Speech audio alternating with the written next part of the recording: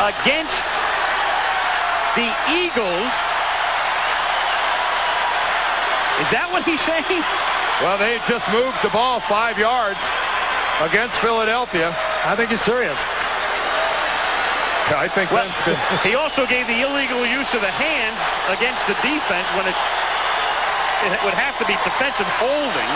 And of all the times for us not to have an operating microphone on the referee, boy, we could use it now. Meanwhile, no touchdown, no turnover, and the Saints have the ball and Bobby Hebert's in the game. So Fourcade comes off under his own power, standing on the sideline for the moment. Hebert, a little toss to Hilliard, and he powers through for a pickup of 5 to the 33-yard line. So Bobby Hebert, who had been number 1, losing his job to Fourcade last week. Fourcade on the sidelines. Actually, when Fourcade tried to get up, he stumbled and fell down as though he was kind of stunned or maybe even had lost his senses for a moment, but he does appear to be all right. Oh, I don't know. What's he asking? Where am I? Second down and 8 at the 34-yard line.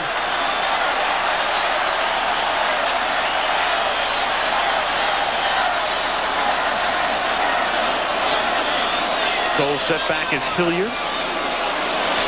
They give it to Dalton, and he runs right into number 56. That's Byron Evans, who takes him down behind the line at the 37.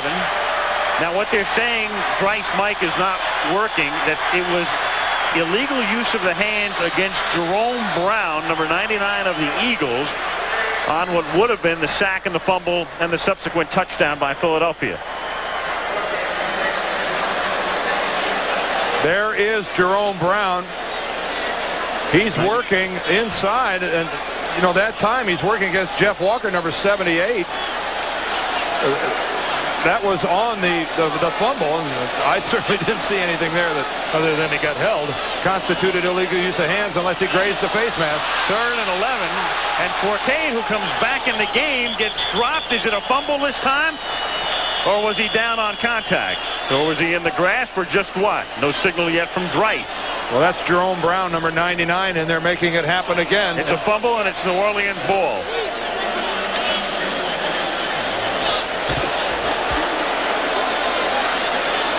Well, we've got 2 Eagles really coming at it.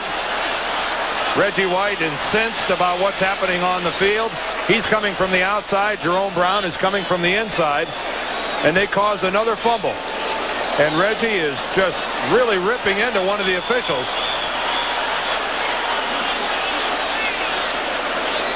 There's the ball loose and rolling around, and yeah, you could see the scramble for it. New Orleans recovers, and this game is starting to unravel in a big way.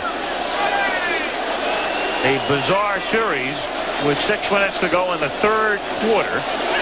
And Philadelphia ahead by 1. Barnhart, this time Edwards is going to let it bounce. And can the Saints down it? No.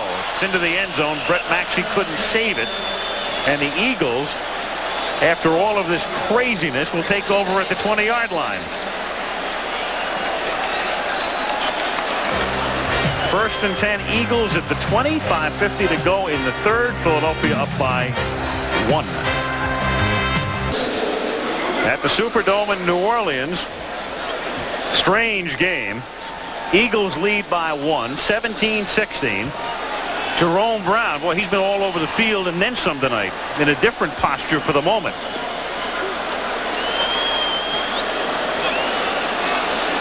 And on that last series, it was the call on Brown that negated what would have been an Eagle touchdown. He's had 2 sacks tonight. And he's been in the middle of the action all night long. Philadelphia at the 20-yard line with Jackson in motion. Little toss to Byers. He can't find room to the outside and gets buried at the line of scrimmage. Ricky Jackson leading the charge.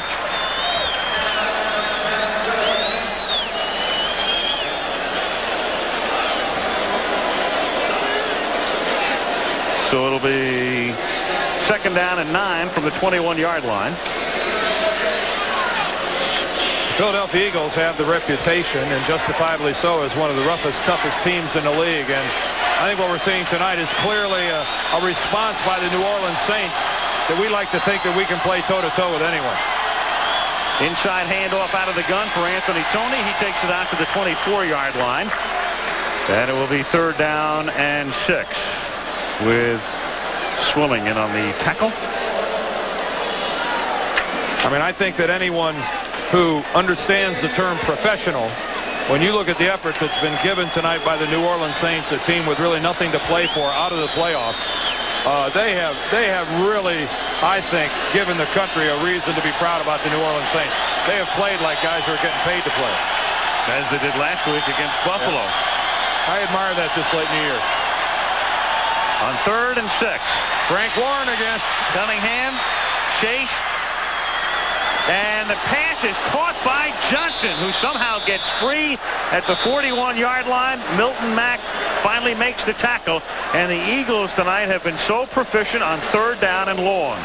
But again, how about Cunningham running to his left, right-handed passer. Had to put it in between 2 defenders. And what a remarkable athlete. You keep saying it, and he keeps doing things that constantly amaze you. Gets away from Frank Warren, who is a good quick lineman. Also Von Johnson in pursuit, and then throws it in between 2 defenders perfectly.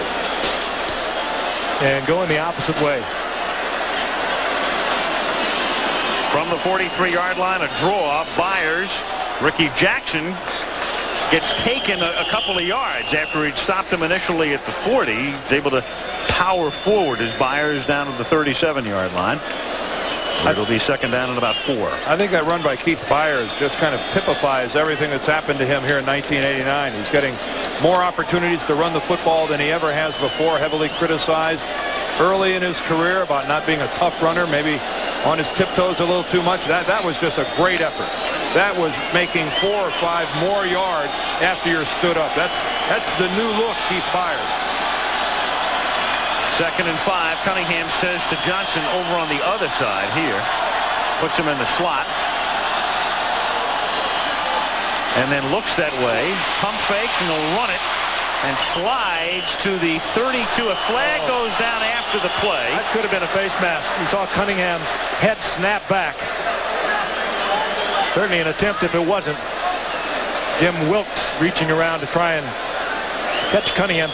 So many times you're frustrated by Cunningham. And that's what it'll be. Well, that's just an effort, though, to grab whatever you can grab. Yeah. Certainly nothing intentional. I didn't mean to. Well, I think Wilkes is saying I had the back of his jersey. Don't be touching an official there, Jim. No, that's not good. Charles Haley can tell you about that. Great sense of when he's in trouble. Cunningham pulls it down. There's Wilkes. There's Wilkes. Oh, he might have had the back of the jersey, too. You can hear the Superdome crowd's reaction to that. I think that's just a good play. And the resultant action there is the back of the jersey. Well, there's our reverse angle. You can't see it any better than that, folks. That's not a play that can be overturned by replay, and Rockin' Randall is saying, I can't run a play. And the crowd is saying, we've about had it with the officiating, is what they're saying. Well, it has not been a great night for Ben Dryce and his crew. And, of course, this is where the whole situation with the crowd noise started in a preseason game with the Bengals. You'll recall the Boomer Esiason situation. I mean, that's just a good look at Jim Wilkes getting Randall Cunningham by the back of the jersey, not the face mask. Meanwhile, the Saints, knowing that they can have timeouts taken away.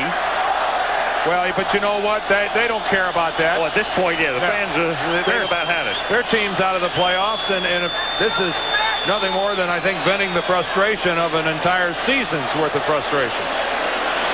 I don't think they're all that concerned about slowing this game down. This game couldn't be much slower than it is right now. Oh, and they're louder than they were before. From the 27-yard line on 1st and 10.